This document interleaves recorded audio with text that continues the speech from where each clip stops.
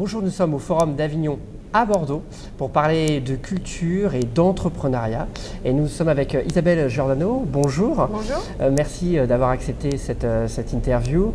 Alors, qu'est-ce que ça évoque pour vous, le titre du Forum d'Avignon de cette année, Entreprendre la culture? J'adore. J'ai l'impression que pour une fois, on ne dit pas des gros mots, on peut mélanger le mot entreprise et le mot culture, on peut conjuguer et marier le mieux possible le monde de l'économie et le monde de la culture.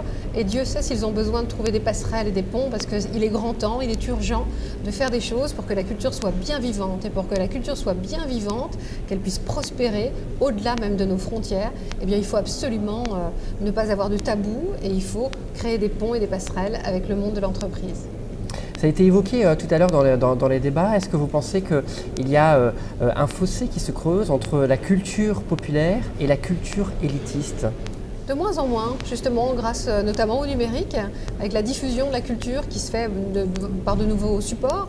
Je trouve qu'il y a de moins en moins de tabous, il y a de moins en moins de gens qui ont des ornières et on fonctionne de plus en plus à 360 degrés avec tous ces écrans qu'on a à disposition. Et je vois que pour ma partie à moi, pour le cinéma, un film d'auteur aujourd'hui, on sait bien qu'il peut être aussi un film très grand public, ça peut être aussi un film très populaire. Je prendrai quelques exemples. Est-ce que Star Wars est un film d'auteur ou pas? Il est signé par de très grands cinéastes. En tout cas, l'initiative en revient à George Lucas, qui est un immense artiste. Amélie Poulain, succès mondial. Là encore, c'est un vrai film d'auteur. Il y a une démarche artistique très particulière. Donc les frontières, finalement, entre l'élitiste et le populaire, je trouve, sont en train de s'effacer. C'est un humble avis très personnel.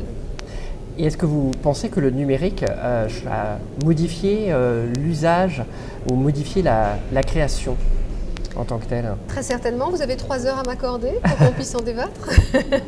Je dirais que oui, très certainement. Le numérique a apporté beaucoup de choses. Il a ouvert les fenêtres, il a ouvert les portes. Et en même temps, j'entendais tout à l'heure dans les débats des personnes qui nous parlaient de prison, la prison des algorithmes. Donc je pense que c'est comme pour tout. Il y a du bon et du moins bon. Mais en tout cas, le numérique est un progrès. C'est une innovation. Donc ça aide forcément les créateurs. Merci beaucoup Isabelle Giordano. Merci à vous. Merci. Merci.